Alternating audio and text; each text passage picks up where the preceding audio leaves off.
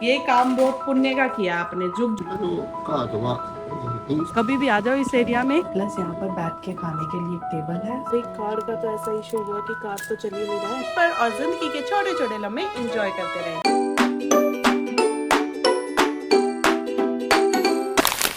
Hello guys, welcome back to our YouTube channel और आप सभी का स्वागत है हमारे एक नए व्लॉग में। फिलहाल आज मैं जा रही हूँ एक आउटिंग के लिए विंडमिल पार्क में, और उसके लिए सबसे पहले मुझे पहुँचना होगा स्टेशन। तो चलिए स्टेशन पहुँचते हैं और वहाँ पर मुझे मेरी फ्रेंड भी मिलेगी, उसके साथ हम आगे का सफ़र तय करेंगे।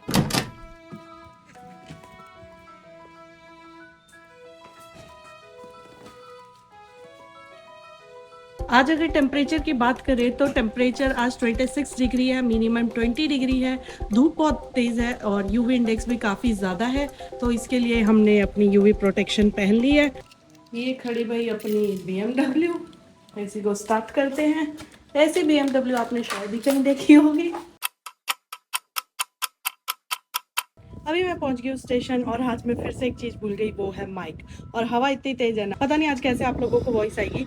और मेरी साइकिल के साइड में ही एक साइकिल खड़ी है, उस पर स्टिक लगा है। अगर आप स्टेशन पर 14 डेज के लिए अपनी साइकिल अनअटेंडेड छोड़ देते हो, 14 दिन तक उसे नहीं हिलाते हो, तो पुलिस यहाँ पर ऐसे एक टैग लगा देती है कि या तो इसे रिमूव कर लो। इसके पास टाइम होता है शायद एक हफ्ते के अंदर अंदर, या तो आप इसे रिमूव कर लो, नहीं तो पुलिस साइकिल लेकर चली जाती है। अगर ऐसा ना करे तो यहाँ पर क्या है ना, लोग पार्किंग करने लग जाएंगे, लोग छोड़ छोड़ के साइकिल चले जाएंगे। वैसे भी साइकिल बहुत ज़्यादा है यहाँ पर जापान में, तो बस इसी रीज़न से इस चीज़ को अवॉइड करने के लिए यहाँ पे ये रूल है। फ़िलहाल अभी चलते हैं और ऊपर से टिकट वगैरह देखते हैं मेरे कार्ड में बैलेंस है कि नहीं। एक्चुअली क्या है, संडे को हमने ये सारे कार्ड ना ये आईफोन वॉलेट में, आईफोन में एक ऐप है वॉलेट, उसमें डाले थे। आई डोंट नो वो कैसे सारे ना वो हो गए, निकल गए, उसमें से रिमूव हो गए। तो अभी मुझे जाकर बस वही कंफर्म करना है कि उसमें बैलेंस है या नहीं। अगर नहीं होगा तो उसी को रिचार्ज कराऊंगी और दोबारा से घर जाके देखूंगी कि उसमें से कैसे रिमूव हो गए। こちらのカードは、インストールされていると認識されているので、現在使っています。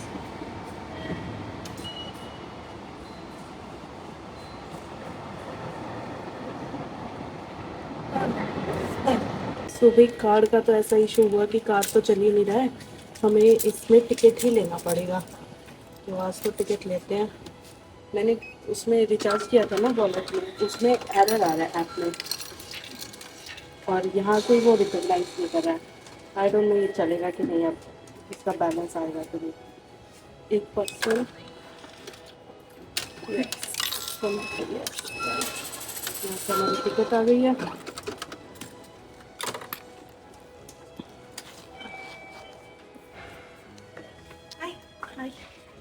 सो मैं तो पहुंच गई हूँ, बट मेरी फ्रेंड अब तक नहीं पहुंची है, तो मैं उसी का वेट कर रही हूँ। टिकट मैंने ले लिया है, कार्ड को दोबारा से चेक करना पड़ेगा, उसमें बैलेंस था नहीं था, वो फ़ोन में भी नहीं आया और यहाँ पे भी रिकॉग्नाइज़ नहीं हो रहा।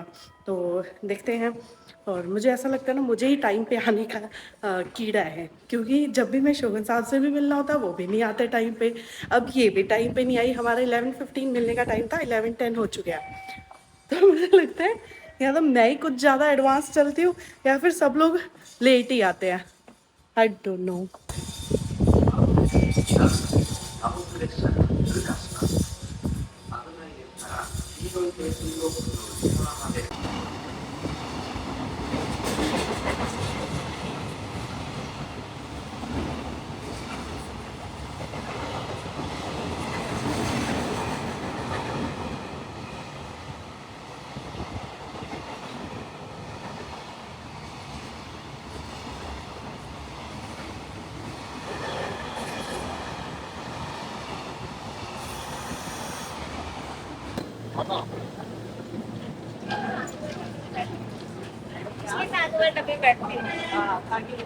अब हम अपनी बस का वेट कर रहे हैं, और यहाँ एक चीज मैंने जो नोटिस की, बहुत ही हैरान करने वाली है। जापान में लोग इतनी ज्यादा उम्र होने के बाद भी कितने आसानी से घुटनों के बल बैठ जाते हैं। काफी देर तक ये लोग बिना किसी दिक्कत के ऐसे ही बैठे रहते हैं, जो देखकर काफी सरप्राइजिंग लगता है। और ये देखिए, जापान की बस टिकट कुछ इस तरह की होती है। सबसे इंटरेस्टिंग बात यह है कि यहाँ बसेस में कंडक्टर नहीं होते, हर पैसेंजर अपना टिकट खुद लेता है और खुद ही पेमेंट करता है। यहाँ पूरा सिस्टम ट्रस्ट और डिसिप्लिन पर चलता है। अब हम आ गए हैं साउथ सिटी सेंटर। यहाँ पर मोस्टली गवर्नमेंट से रिलेटेड काम होते हैं, जैसे माई नंबर कार्ड कलेक्ट करना है, एड्रेस चेंज करवाना है और दूसरे जरूरी डॉक्यूमेंट्स का काम। जब भी ऐसे ऑफिशियल काम होते हैं हम लोग यहीं आते हैं। और आज यहाँ दोपहर 1 बजे मेरी फ्रेंड की बेटी का 18 मंथ्स वाला फ्री हेल्थ चेकअप है। जापान में बच्चों के लिए रेगुलर हेल्थ चेकअप्स गवर्नमेंट करवाती रहती है। ये चेकअप बिल्कुल फ्री होते हैं और इनका पर्पस होता है बच्चों की ग्रोथ और डेवलपमेंट को मॉनिटर करना। और सबसे अच्छी बात यह है कि ये फैसिलिटी सिर्फ जापानी सिटीजन्स के लिए नहीं होती। अगर आप जापान में लीगली रजिस्टर्ड रेजिडेंट है, चाहे आप इंडियन हो या किसी भी दूसरी नेशनैलिटी से बिलोंग करते हैं, आपके बच्चों को भी ये सारी फैसिलिटीज मिलती हैं। यहाँ नेशनैलिटी के बेसिस पर कोई फर्क नहीं किया जाता। जो बेनिफिट्स और सपोर्ट एक जापानीज फैमिली को मिलता है वही सपोर्ट रजिस्टर्ड फॉरेन रेजिडेंट्स को भी दिया जाता है, क्योंकि टैक्स वो भी भरते हैं। तो चलिए अब अंदर चलते हैं।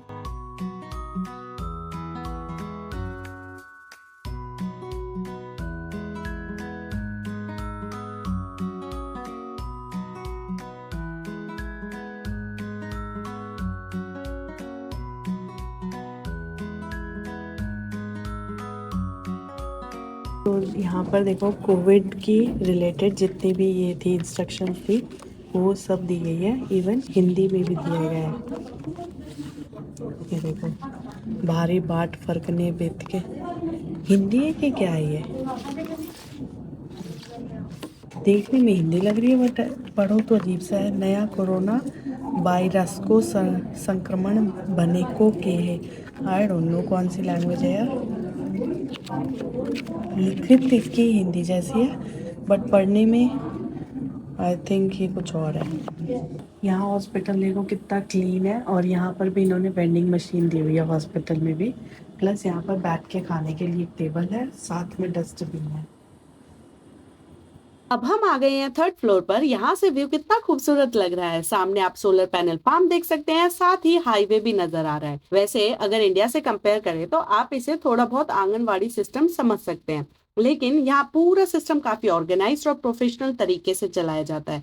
बच्चों के चेकअप के लिए अलग अलग काउंटर और डेडिकेटेड स्टाफ होते हैं। सब कुछ प्रॉपर शेड्यूल और अपॉइंटमेंट के हिसाब से होता है, इसलिए यहाँ ज्यादा भीड़ और वेटिंग का इशू नहीं रहता। यहाँ डॉक्टर्स और हेल्थ केयर स्टाफ बच्चे की हाइट, वेट, हियरिंग, आई साइट और डेंटल चेकअप करते हैं। साथ ही ये भी देखा जाता है कि बच्चा अपनी एज के हिसाब से बोलना, चलना और सोशल स्किल्स डेवलप कर रहा है या नहीं।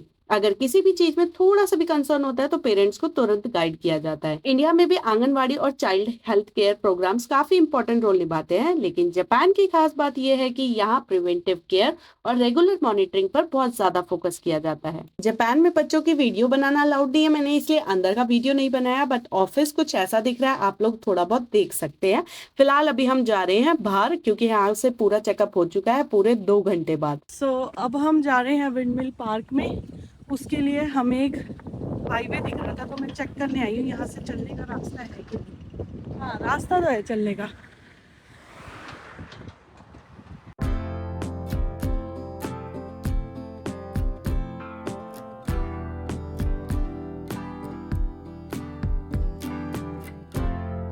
जो ये आपको ये वाइट बिल्डिंग दिख रही है ना, हम इसके पीछे से आए हैं पूरा वॉक करते हुए। 21 मिनट का वॉक है। फिलहाल अभी हम और भी आगे जा रहे हैं।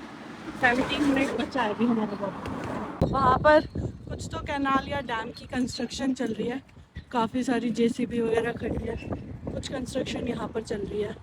इन पेड़ों को देख के ऐसा लग रहा है जैसे यूपी में आम के बागान होते हैं ना, इतने घने घने, वैसी फीलिंग आ रही है इन्हें देखकर। बट ये आम के पेड़ नहीं है। मुझे लगा था विंडमिल पार्क है तो बहुत सारे विंडमिल हो गए, बस एक ही छोटी सी विंडमिल वो जो मैं आपको दिखा रही हूँ वही है। बट पार्क काफी बड़ा है और काफी ग्रीन है, नीट एंड क्लीन है। ये देखो टर्टल, बट ये मर गया बेचारा। अंदर से इसके देखो नाखून दिख रहे, सब दिख रहे, बट खाली अंदर से बिल्कुल ही। इसकी तो अंदर से खाली स्किन चींटियों ने।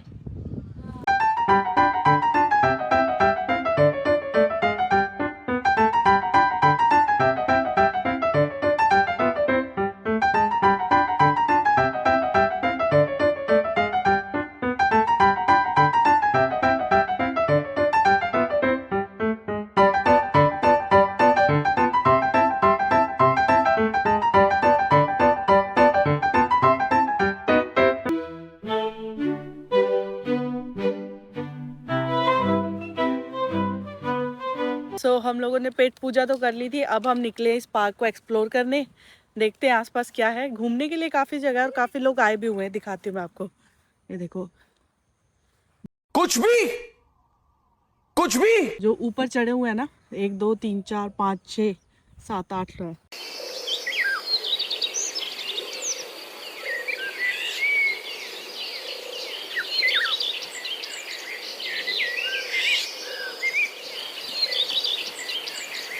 इतना मजा आ रहा है ना, इतनी ठंडी हवा चल रही है। आई डोंट नो वॉइस आ रही है कि नहीं आ रही है क्योंकि हवा तेज है, बट हर जगह इतना प्रॉपर मेंटेन है, प्रॉपर ग्रीनरी मेंटेन है। और ऐसे राउंड राउंड करते करते ये हम एक टॉप पे आ चुके हैं। नीचे से जो पहाड़ दिख रहा था ना, उसके हम ये टॉप पे आ चुके हैं। ऊपर मस्त एंजॉय करने के बाद अब हम जा रहे हैं नीचे की तरफ, और बस इतना ही है। वहाँ पूरा सिटी, एक्चुअली हमें जाना है अब यहाँ पे।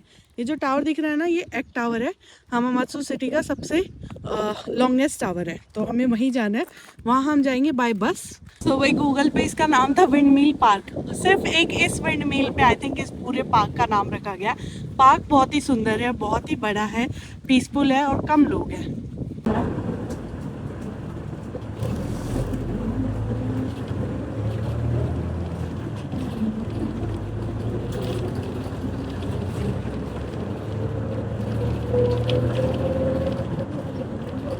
इस सिटी में तो रौनक अलग ही होती है, कभी भी आ जाओ इस एरिया में। और अभी तो जैसे ऑफिस के ऑफ हुए तो सारे आपको मेनली एम्प्लॉय दिख रहे होंगे आने जाने वाले।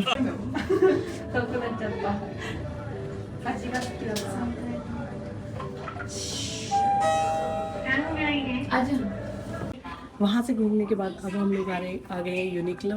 हम दोनों इकट्ठे हुए और यूनिक्लो ना जाए ऐसा तो हो ही नहीं सकता। तो देखते हैं कुछ पसंद आता है कि नहीं। वैसे ये जो मैंने ड्रेस डाली हुई है ये भी यूनिक्लो से ही है।